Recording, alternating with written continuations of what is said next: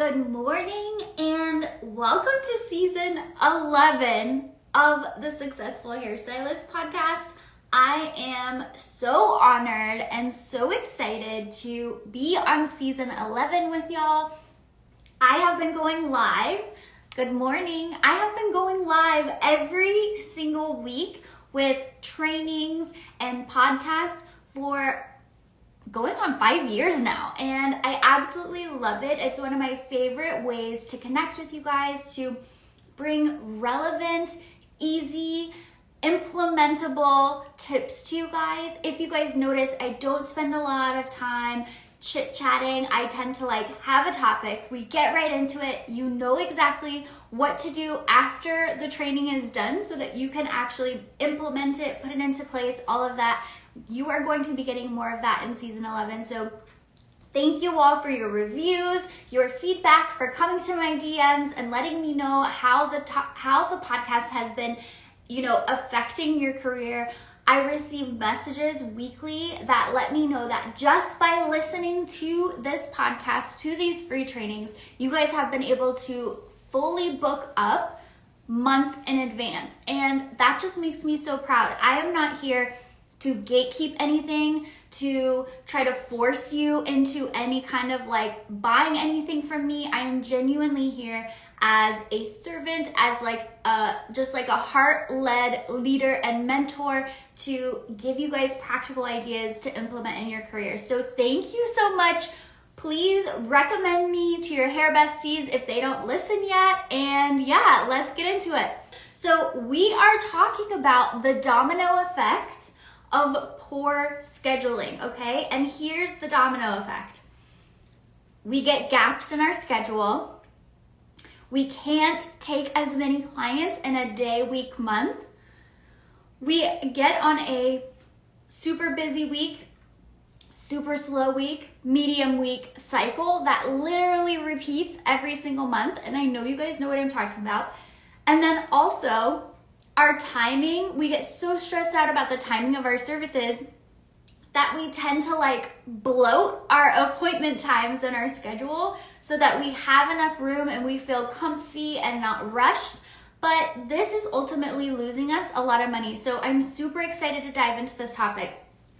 So this is for you if you want to make more money in 2025, okay? Point blank, period.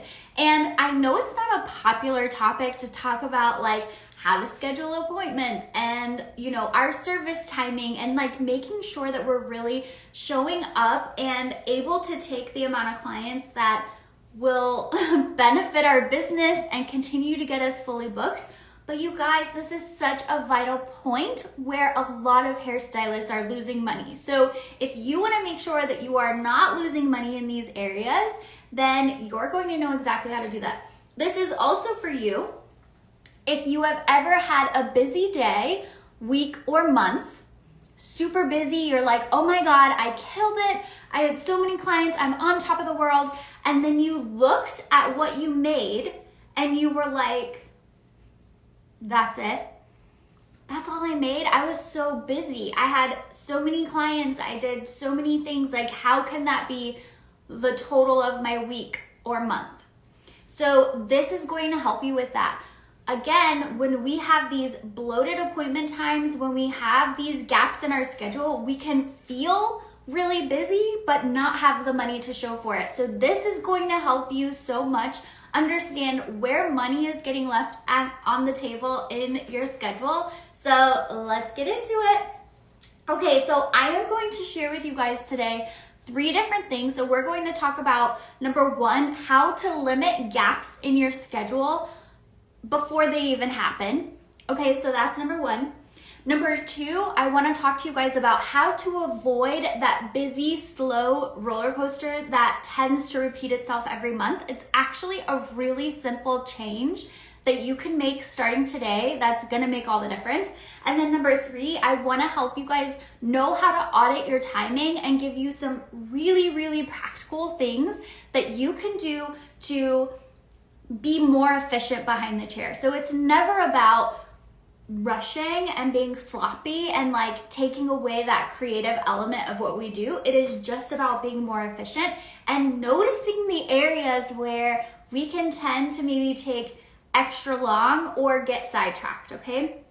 Okay, so limiting gaps in your schedule before they happen. Here is the thing.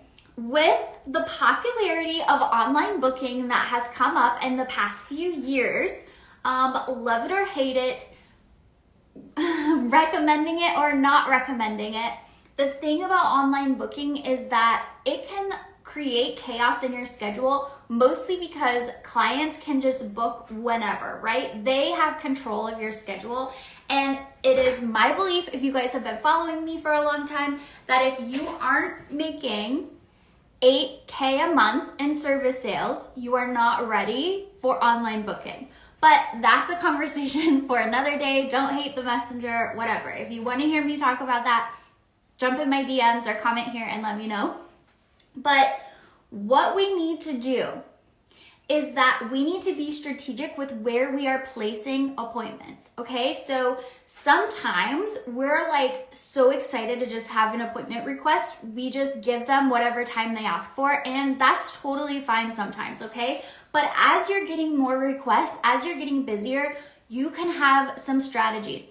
And the first part of this, and you guys might not love this, but the first part of this is you do really need to have a set schedule, and you do really need to the best of your ability, work your schedule. So for example, when you do have gaps, cancellations, when the end of your day is open, that's your marketing time, that's your content time, that's when you're doing your inventory and all of that other stuff. When you have clients, you have clients. When you don't, you're working on building your business. That's your CEO time. You can do your accounting, etc. So set your schedule, set your hours, and to the best of your ability, stick with it.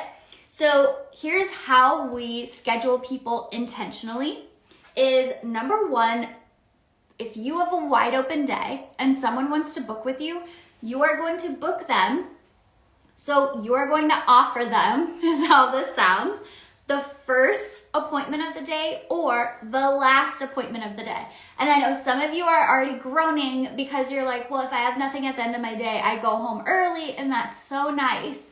But this is how you build out your schedule, okay? If you want to make more money in 2025, let's try something different. Let's commit to, really working our schedule to the best of its ability. So if Sharon is like, hey, can I come in on Tuesday at 1 o'clock? You can say, oh my gosh, Tuesday is amazing.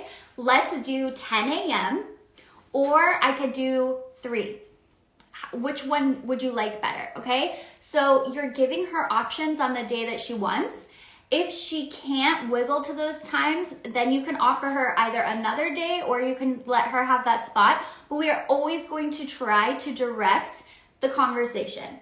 So that's number one, your first and your last. So then what we're going to do, if you are booking into another day and you have one appointment on the books, now instead of first and last, we're going to do before that appointment or after that appointment.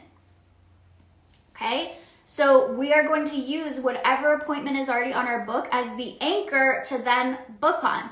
And again, I know some of you are like, hey, I like to leave gaps in between clients because what if I run over? What if my timing is slow?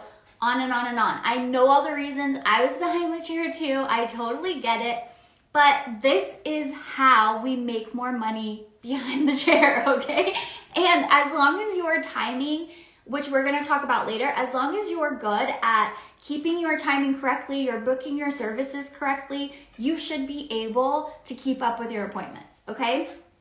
So the second thing, so first we're going to do first and last appointment if your day is totally open. The second thing we're going to do if you have one appointment or 2 appointments on the day is we're going to use those as anchors and book directly before and directly after, okay? And then really that's it. It's that simple. So what we are not going to do anymore when it comes to scheduling appointments is just leaving tons of gaps in between appointments. We are not just going to not schedule anyone that last appointment of the day because we want to go home early, or the first appointment of the day because we want to roll in late, right? We are going to be optimistic of like, oh, I'm going to make this my first appointment of the day because the rest of my day is going to fill in. This is going to be the last because the rest of my day is going to fill in, okay?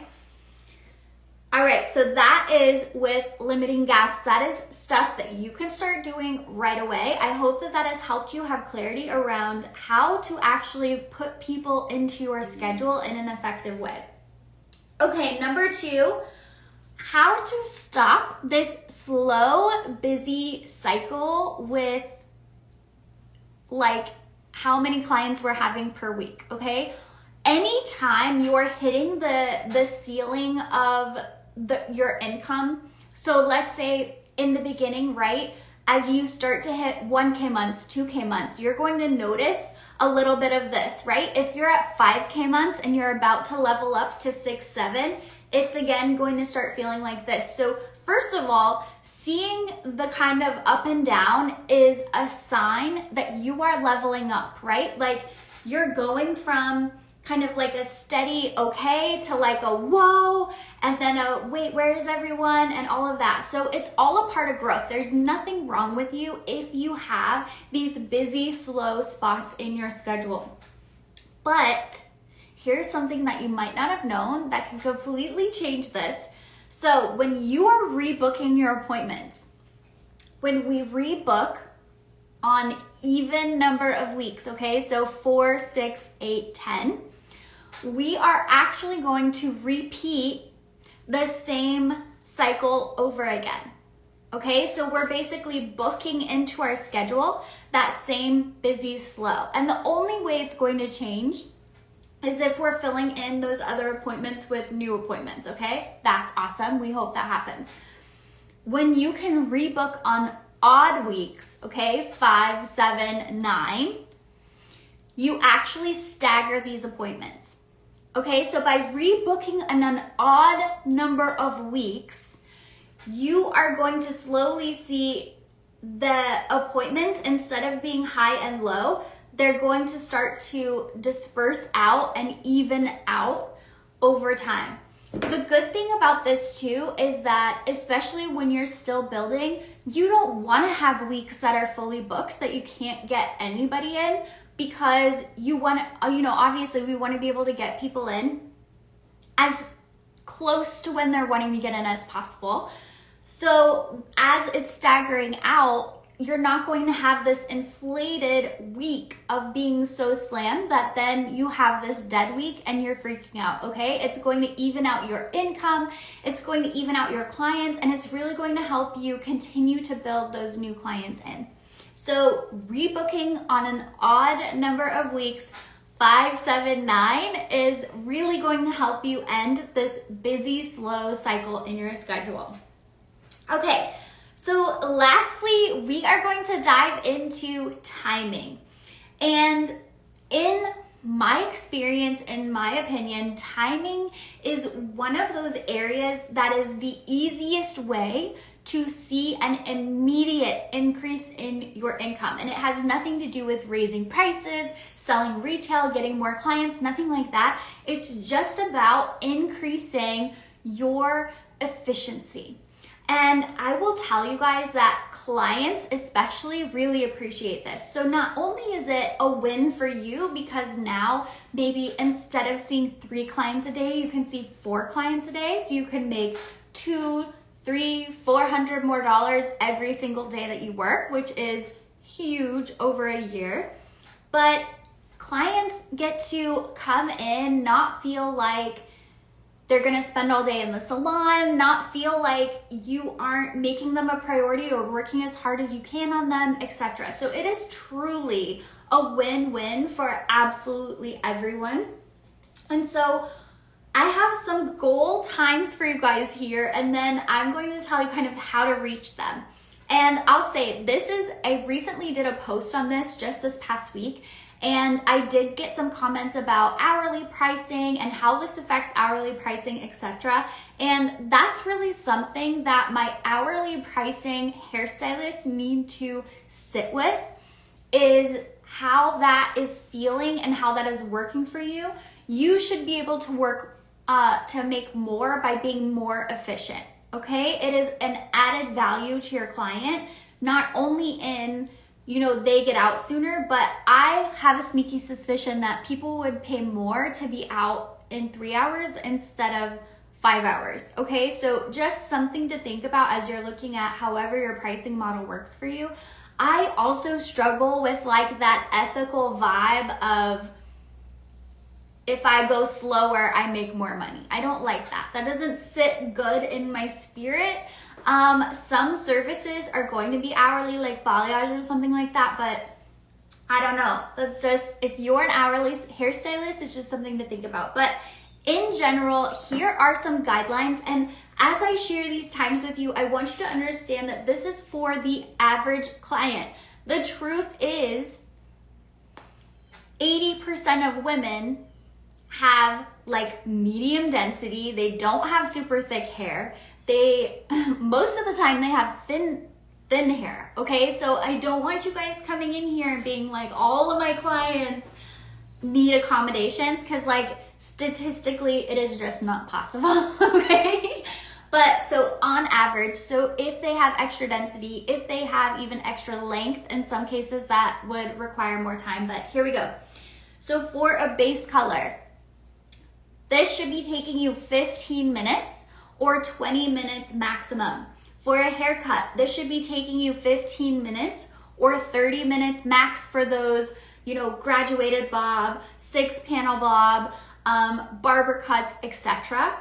Okay? For a blow dry, this should be 30 minutes on the average woman, 45 minutes maximum if somebody has like curly texture, extra density, etc.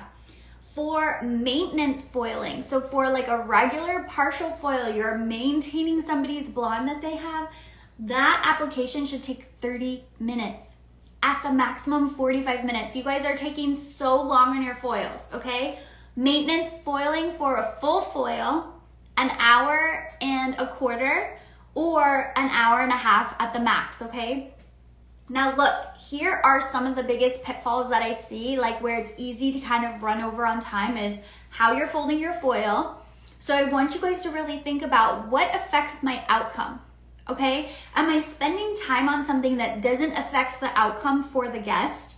And can I let that go, okay? And I'm talking about those perfectly crisp origami foils that look so pretty in the pictures. Such a waste of time. It does nothing for the outcome, okay? And if you disagree, jump in my DMs and let's talk about it, because I'm sorry, it doesn't. I'm Red Pin Color certified. I've done so many foils in my career, like, no.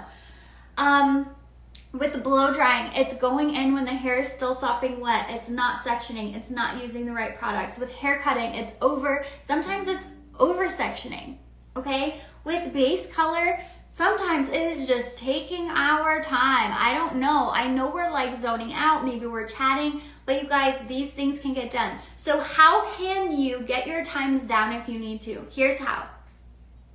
First, do timed drills on a mannequin during no-shows and cancellations, because this creates muscle memory.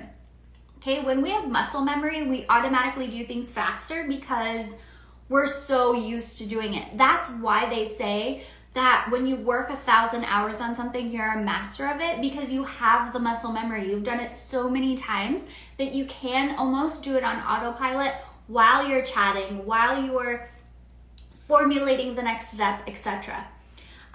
The second thing we want to do is we want to aim for high standards, not perfection. Okay, I know a lot of y'all are perfectionists, and I love and respect that. I am not a perfectionist, but I really respect that. And I also know how debilitating the striving for perfection can be. So we want high standards. We want things done well. We want things executed at a high level. We do not want to aim for perfect, okay? It's gonna take us too long. It's probably still not gonna come out perfect. Okay, third, we want to prioritize the right thing in the service. So like I said before, a perfectly folded crisp foil is not the priority of a foiling service. A foiling service is about getting them evenly blonde, pulling to the right tone, getting the placement where they want it, where it matters to them. That's it, okay? So we need to prioritize the right thing. And then fourth, if you can keep a timer on your station, so even set flat, so not your phone preferably, because phones are so freaking distracting, but a timer that sits on your station, your client probably can't even see it. Even if you just hit, start counting when you start applying a base color, start foiling, start blow drying, etc., just so that you can check in and see, okay, I've been doing this for 40 minutes. Like, I gotta get going, right? I gotta get moving. I think it's going to help a lot because a lot of the times this stuff is not intentional. Like, I hope that you guys aren't taking like anything that I'm saying as shade or judgment or criticism. I just genuinely want you to have higher standards for yourself and be able to bring a different level of value to your clients in 2025. And clients notice, like, you can't tell right now, but I have full sleeves of tattoos, and tattoo artists, most of them charge hourly. And I will tell you, it is so stressful to me because it's like, he just walked away to take a phone call with his mom. Like, am I getting charged for that? He's kind of taking his time with this. My tattoo has to like sit for a while before he can start on the next part. Like, what's going on? How does the timing work? It is stressful. Clients are noticing when things feel like they're dragging on and when they feel like they're going efficiently. And it is my belief people are happy to pay when they feel like someone is showing up for them and doing a good job. That's literally it. So just some goal setting. Even if you could cut 5 minutes off of each of those services that I mentioned, kind of those classic fundamental services, it is going to save you so much time, even in the more advanced services like advanced blondings, color corrections, etc. And it's going to make your life so much easier. So I think looking at your timing is a great goal to have as we're in this area. And historically, if we're honest, January and February, you might have a little more time on your hands with clients. So what a perfect time to get out a mannequin, use cholesterol or whatever random stuff they used in hair school to apply base colors. Like, don't waste your inventory, but practice. Just practice. Use Reynolds foil. It doesn't even have to be your nice foils, but like, practice. See what you can do better on this basic level that you can control. There's so many things we cannot control behind the chair, okay? Like, so many things.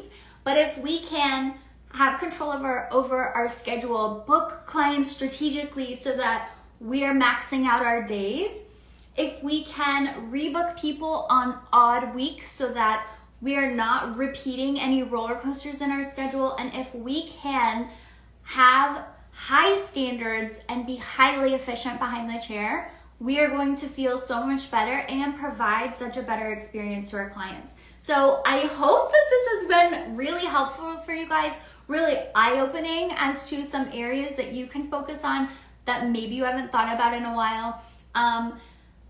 Let me know what you think. So you can comment on this podcast episode, you can comment on this live, or you can jump into my DMs at Ren Lopa Official. Let me know what you think about this. Where are you struggling with your timing? Like, can you just not get your blow dries down? I can give you tips for that. We could just talk about it in general. I really care what you guys think, and I really believe with my whole heart that these tips can make a huge difference. So as you guys know, listening, learning is the very first step. Now it's time to go put it into action. I will see you all next week. Have a wonderful day and happy season 11. Bye guys.